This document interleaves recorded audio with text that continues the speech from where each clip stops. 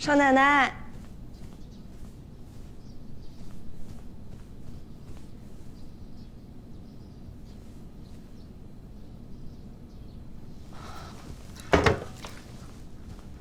少奶奶，少奶奶，少奶奶，哎，少奶奶，春姐姐怎么了？你有看到少奶奶吗？没有。她昨天晚上一晚上没回来。少奶奶，我娘怎么了？你娘不见了。你们在家看着，我带她去找找。好，娘，娘，少奶奶，娘，你在哪儿啊？娘，少奶奶，娘，你在哪儿？娘，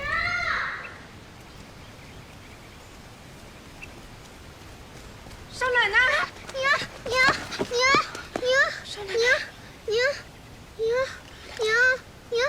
娘，我到处找你呢。慧心，娘，突然不见你，还以为你出事儿了呢。娘没事。你的手好冷，我给你暖暖。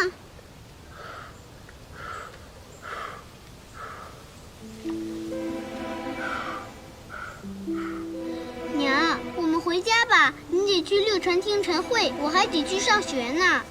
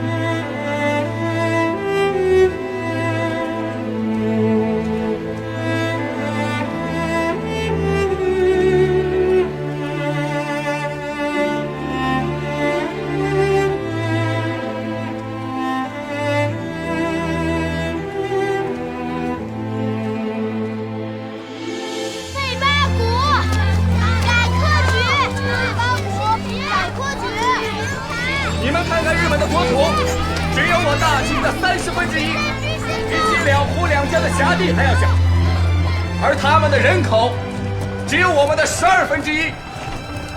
20多年前，我们也是被西洋的火枪、大炮打开了国门。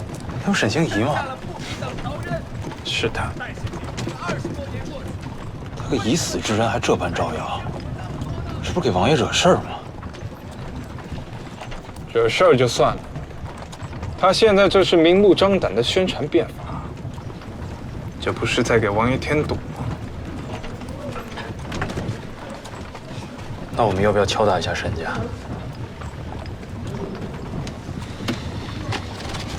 这2天要敲打的不止沈家。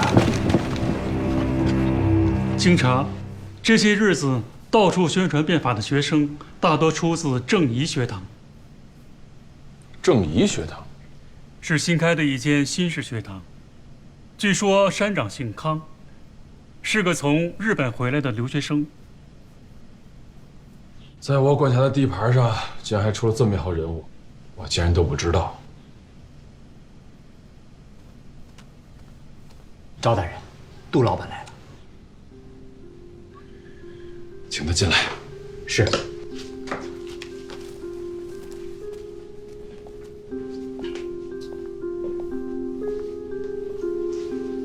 赵大人，杜老板，找我什么事儿啊？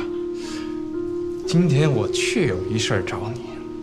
周莹正在筹建一家布厂，这事儿你可知道？有这事儿？这事儿你竟然不知？哎，这2天泾阳西安街头竟是宣讲变法的学生士人，我忙他们还忙不过来呢，我哪有余力管这些琐事？好，就算你不知，但我现在跟你说，一旦这个布厂建成，直接冲击机器织布局的利益。这换句话说，这是在跟王爷作对呀。那杜老板的意思，把这布厂绞杀即可，就像当年机器织布局绞杀古越杨步庄一般。可等到那个时候就已经晚了，而现在就是最佳时期，正在他筹建之时，扼杀之。那你希望我怎么做？我希望你能够出面，让周莹停手。哎，那周莹不会听我的。可我相信你有办法能让他听话。杜老板，你是太不了解周莹了。赵大人，可是我了解王爷啊。我跟你说，王爷他是最痛恨手底下的人不忠不诚，心里打着小算盘。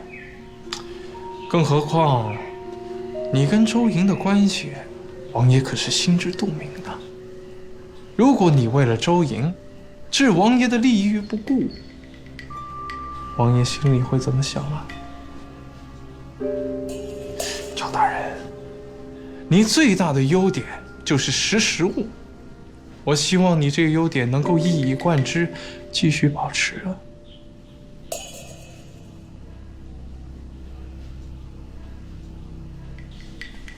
告辞。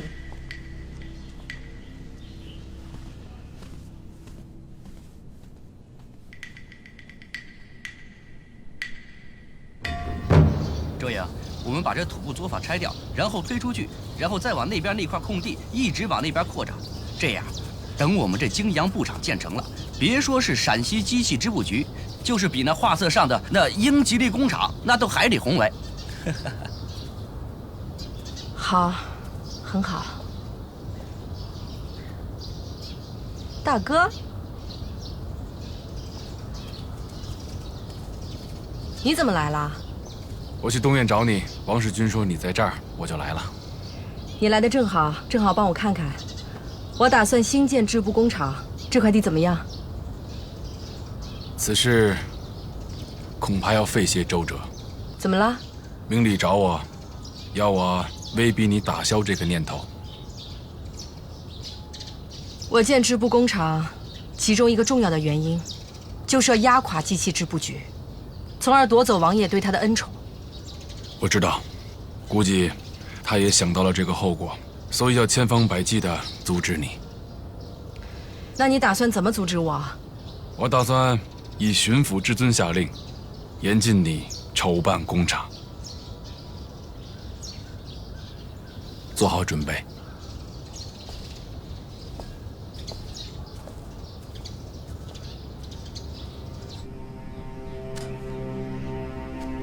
杜老板，这是龙生河上一季的红利，这是账。户部那边的银子都办妥了，北京日昌河那边办妥了，不会走漏风声。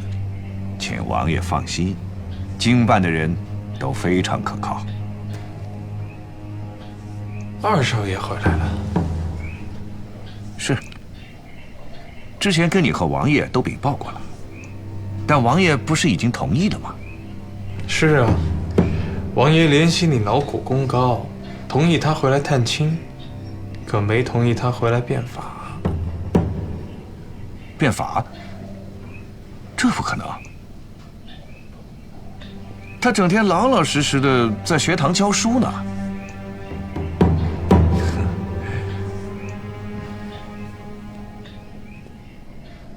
我可是亲眼看见他现在又办学会，又印书，还发了什么报纸，还有满口什么“故君权日增，国威日损”，什么“君为独夫民贼”，还要求设议院、开国会、定宪法，以庶政与国民共之，行三权鼎立之治。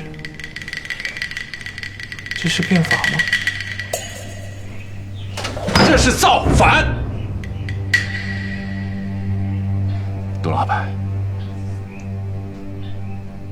星儿她，对，虽然星儿在弄什么变法，但那都是皇上下诏的，大逆不道的事，他绝对不敢做。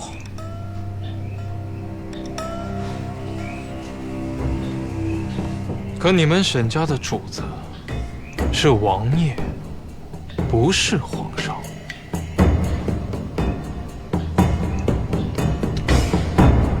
我马上去提醒星儿。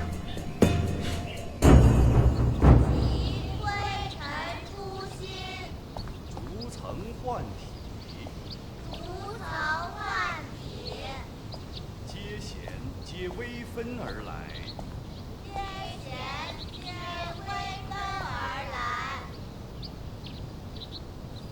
又有一不义不离之理。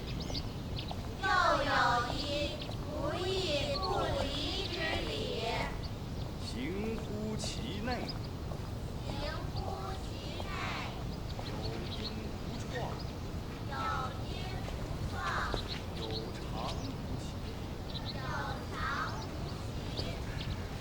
赵大人，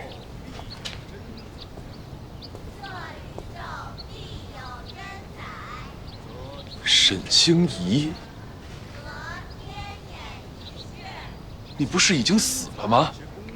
翻云覆雨，起死回生，都是拜你家主子所赐。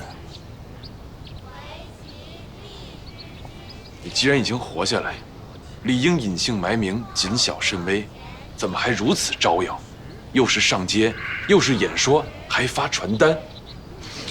如果让我一辈子谨小慎微，那还不如当初一死了之。难道你不怕引人眼目，再给沈家惹来什么麻烦？我现在是康卓文。再说了，如今王爷如日中天，就算有人对我的身份怀疑，也不敢对我们沈家指手画脚。难道这学堂也是王爷手艺？我这个破学堂可不赚钱，你家主子看不上眼的。那你在此办学，是何居心？赵大人，既然你当初可以实业救国，为什么我如今不能教育救国呢？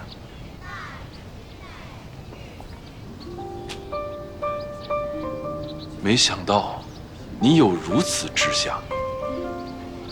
甲午一战，中国大败，很多人都认为是日本船坚炮利，强于中国，但是其实他们真正的强，是强在教育。我亲眼所见，在日本一无不学之户，家无不学之人，不仅人人识字，包括最普通的民众，都可以接受西洋最先进的思想和先进的知识。你再看看我们的救国之路，如此的艰辛曲折，除了上层贪腐无能，普通民众的愚昧无知是很重要的原因。这一点我十分赞同。要想国强，首先要有人才，而人才均出于力学。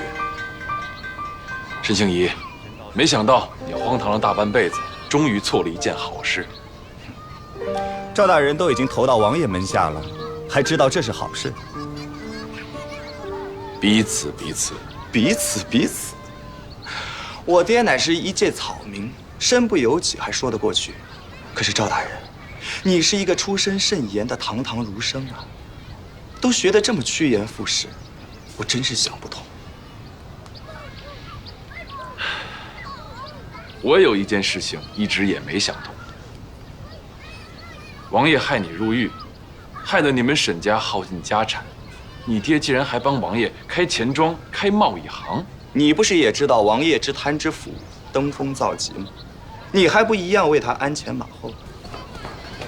康先生，舅舅，你怎么来了？我找康先生聊点事情。哦，那我先粗糙去了。去吧。刚才怀贤叫你舅舅，不应该是姑父吗？周莹现在是我义妹，她当然喊我舅舅。她跟你结拜，你可是王爷的走狗啊！我若不当走狗，怎么能救得了他？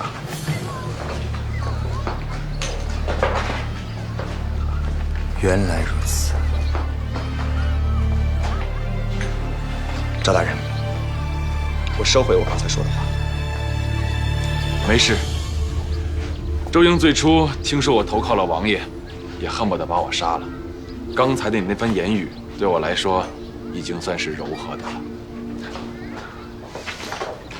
周莹知道你还活着。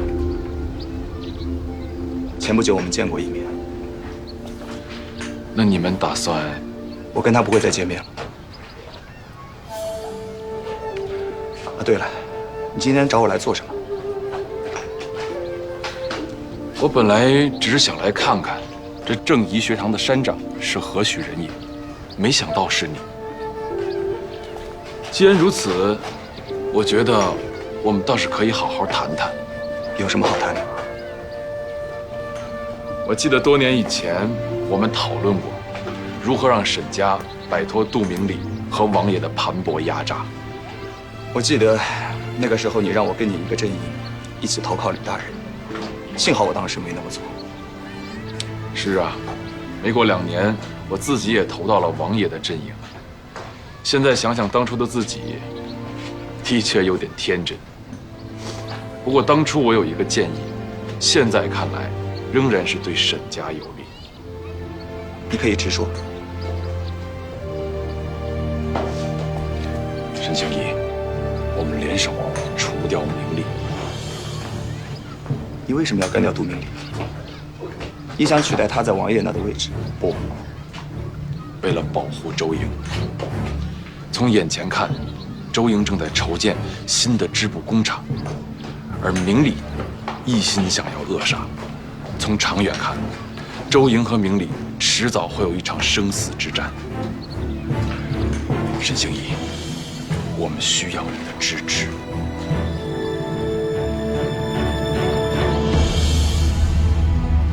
你们需要我做什么？那今天我们就先到这儿吧。啊，行。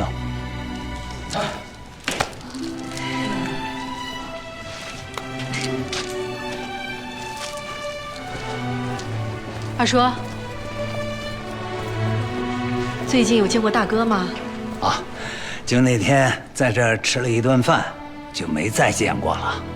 他还是在忙变法的事情。哎呀，不瞒你说，我现在特别的为他担心。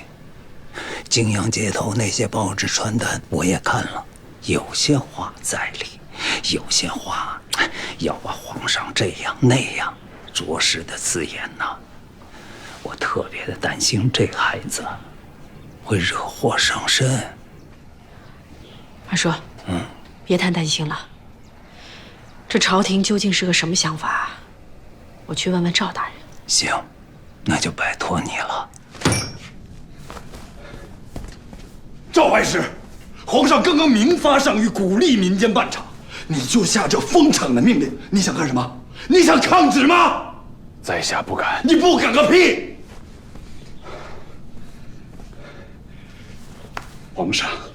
皇上锐意变法，而让去倒行逆施，你到底何居心啊？在下糊涂。赵怀师，你说，你背后是否有人指使？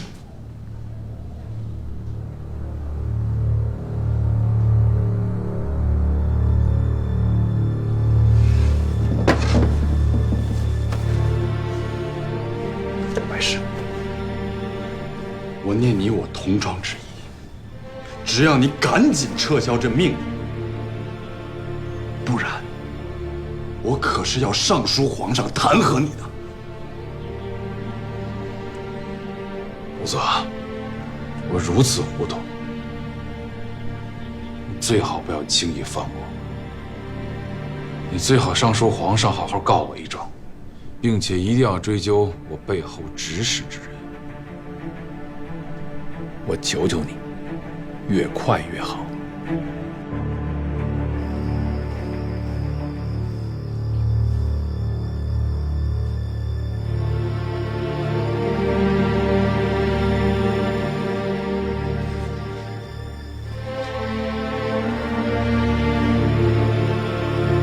星儿，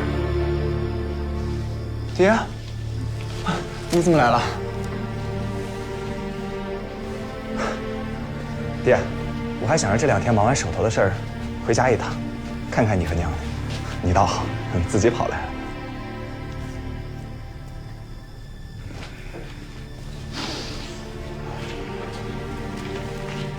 对了，爹，我想跟你拿一样很重要的东西。拿什么东西？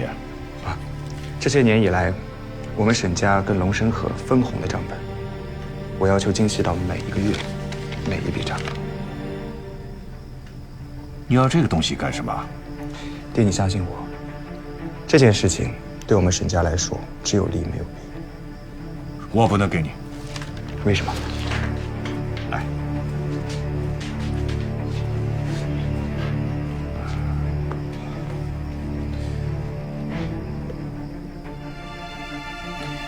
你最好马上回日本。为什么？我回国来就是来推动变法的，现在是我们变法最关键的时期，我哪能现在回去呢？命令跟我说，王爷对这变法很不了然。他当然不了然了。变法的宗旨是什么？变法的宗旨就是还政于民，主张议院，主张民权。一旦实施，6部、军机处、总理衙门全部被架空，直接损害到他的利益嘛。如果这样的话，你就更不能变法了。爹，变法一旦成功呢，王爷就不再会只手遮天。那到那个时候，我们沈家就有出头之日了。不行，这事太危险了。王爷他内心不忿，他无法违拗皇上，但他要掐死我们，就像掐死一只蚂蚁一样。我拼命推动变法维新，就是希望改变蚂蚁的命运。我希望有一天，没有人再有特权，没有人再说一句话就能掐死我们沈家。蚂蚁有蚂蚁的活法，不外就是多吃一口少吃一口嘛。王爷这个人，我是太清楚了，一不小心，我们全家都要掉脑袋的。爹，从小处说呢，你这样一味忍让，真的能保我们沈家永久太平吗？那我再从大处说，如果有一天连国都亡了，那还有我们沈家吗？你说的什么话你？那些事情，自有其他人去折腾，我们就过好自己的日子，不行吗？那人人如果都像你这么想的话，那我们这个国家就完蛋了。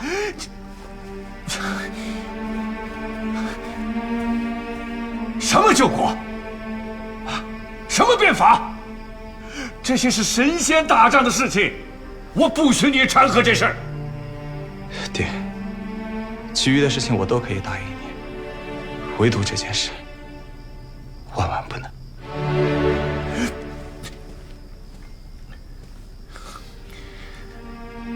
星儿，不是，难道你忍心让我和你娘成天担惊受怕？不忍心，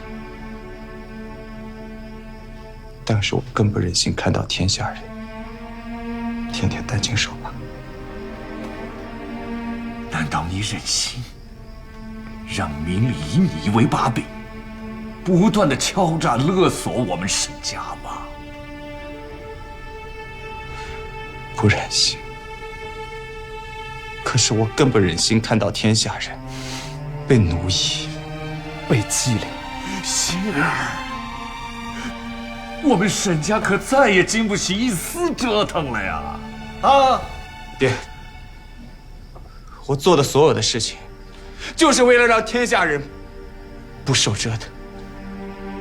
我希望每一个人都能过上富足、平等、自由的日子。我希望天下所有人都可以受到尊严以待。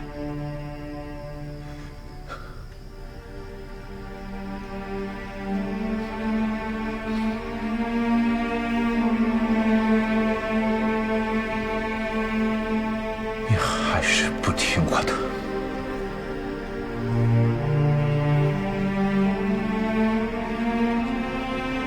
我还是那句话，爹，唯独此事，恕难从命。既然如此，康先生，你好自为之吧。爹，你说这话什么意思？那么多年，无论你有多么的顽劣不堪，无论你闯过多少弥天大祸，我从没放弃过你。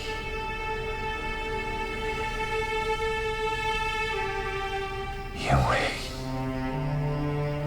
你是我的儿子。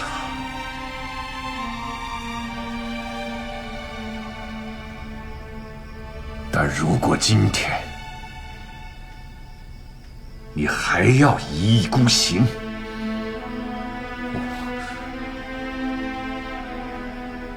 我只能和你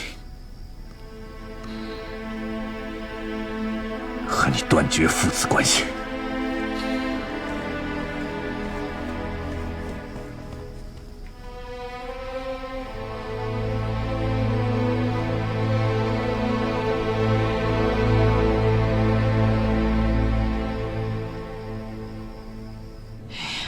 二叔很担心无责，所以要我过来问问。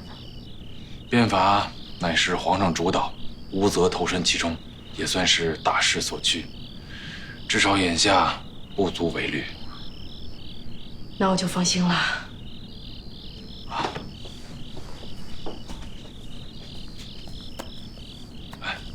给。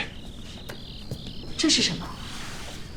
皇上刚刚颁布的上谕。上面严词呵斥了那些阻止民间办场的官僚，如再犯，定当追责。那这骂的不就是你吗？是啊，而且话里话外还骂了我背后指使之人。王爷密令让我暂避风头，暂时不要提起封场的事儿了。那我这泾阳布场算是得了尚方宝剑，再没人敢阻拦了。你就趁着这股风，抓紧筹建吧。好。对了，前些日子我看见沈星移了。啊，我见着他了。我以为不提他了，我和他已经是上辈子的事儿。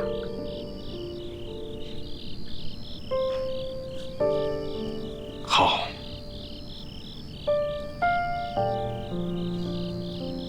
同学们下课了。谢谢。慢点儿。吴怀先，康先生，来，把这个东西交给你娘，就放在她桌子上就行。这是什么呀？她看了自然会知道。记住，不要告诉她是我给的。哦，康先生再见。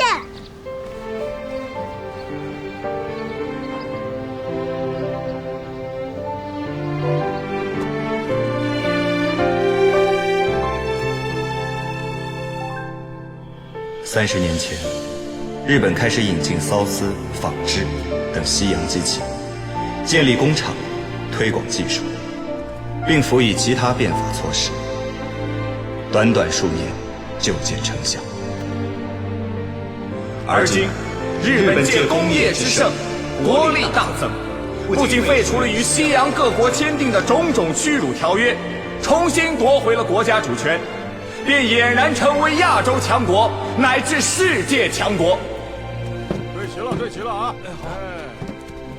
内外诸臣即行遵照，切实办理，不准借口体制攸关，多方阻隔，并不得已无可再裁，敷衍了事。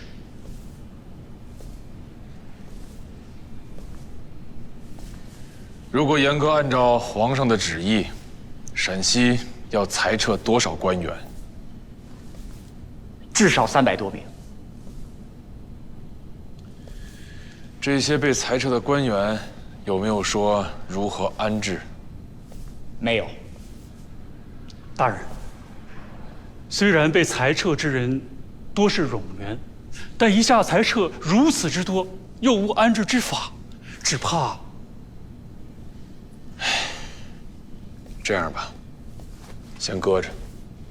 大人，这皇上的诏令上说的明明白白，限1月半军复奏，若推诿因循，定当予以重惩，绝不宽待。这哪是在变法呀？这是在催命啊！以前啊，我们只知道买回机器开工卖布，这一次既然知道了人家日本工厂的精妙之处，就必须得学得有模有样才行。那是。周莹，哎，大哥，你这精良布厂什么时候开工？现在出定，1个月之后正式开工。为什么还要等1个月呀？机器不都已经到了吗？机器到了还得安装，工人还要培训，所有工种之间还有一个配合过程。事多着。不行，10天之内必须开工，必须要见到成效。这大哥，这也太着急了。怎么能不急呀？皇上为了你这精良布厂，专门下了诏令，说务必要办一个样板出来，给全国的总督和巡抚看一看。可是现在2个月过去了，什么都没有，我怎么向皇上交代？啊？可是办厂这么大一件事情，千头万绪，哪里是几天时间就能搞定的？哎，这是啊，你这是强人所难，我跟你说啊。四叔，变法本身就是强人所难的事儿。要想舒坦，可以不变法，吃面。这吴策，跟你四叔怎么能这样说话呢？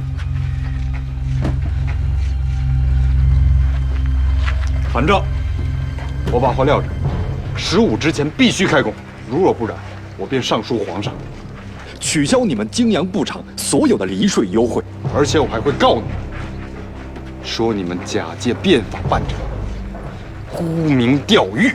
你敢？这什么德行啊？你是？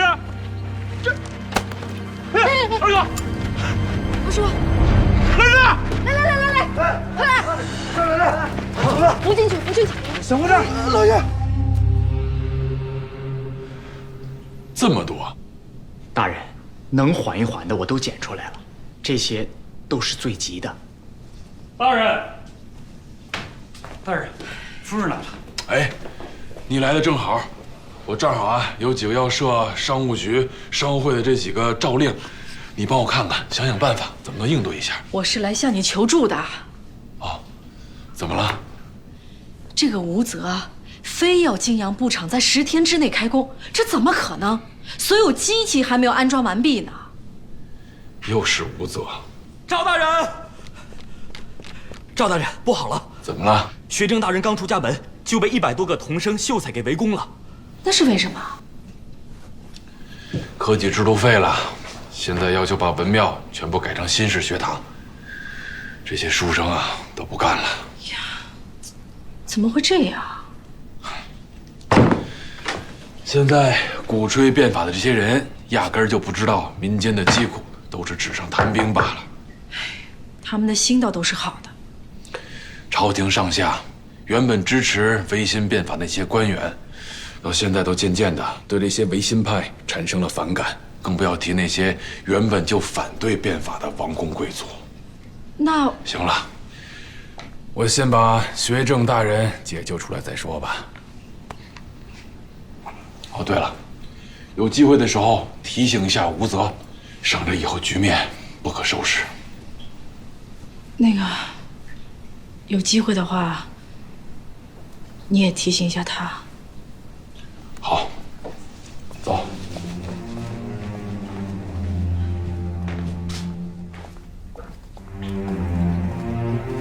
吴泽，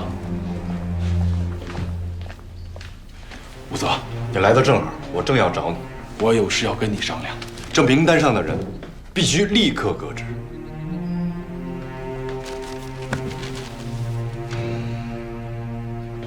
为什么？我来的这些日子，明察暗访，发现这些人要么就是阻挠新政实施，要么就是消极拖延。尤其是那个学政大人，这都1个月都过去了，新式学堂还是没有进展。这个，我要替他说2句了。要银子无银子，要老师没老师，这怎么可能凭空办得出来？你还袒护他？我不是袒护他。今天为了新政，他差点被人围殴。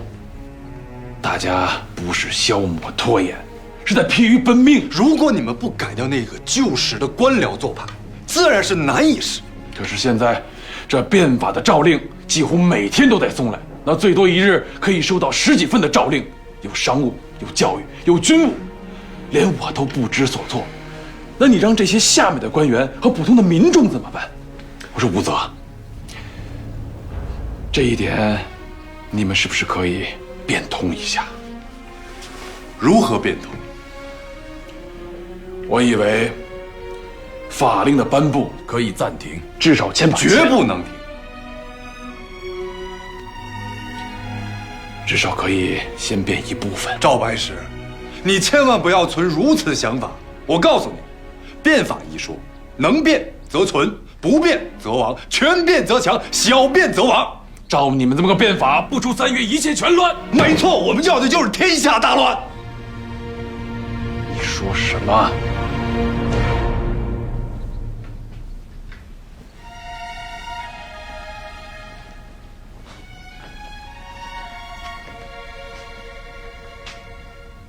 大乱之后，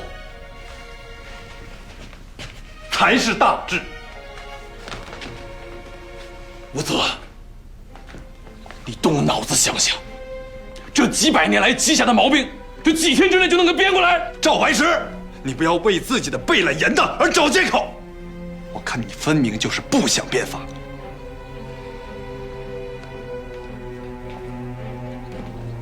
凭什么说我不想变法？那你现在把他们都给撤了呀！恕难从命。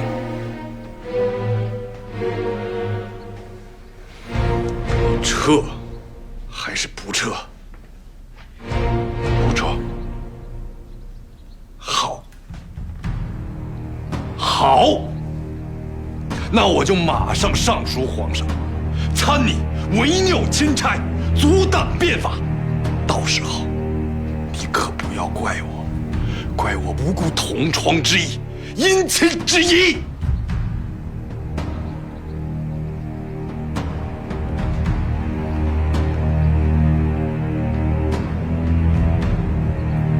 随便你。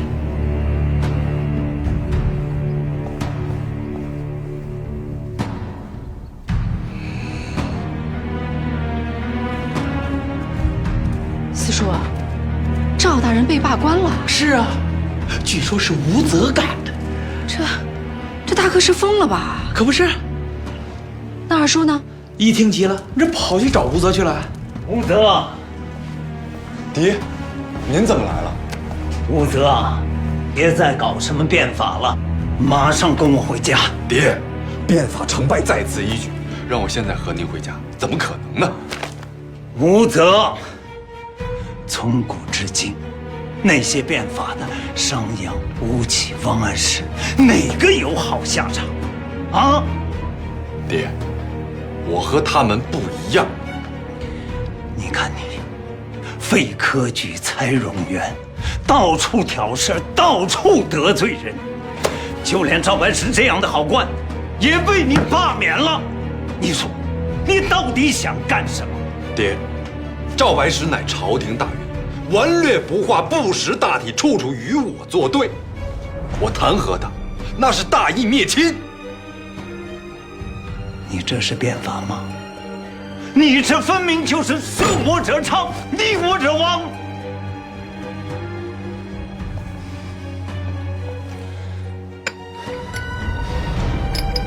送客。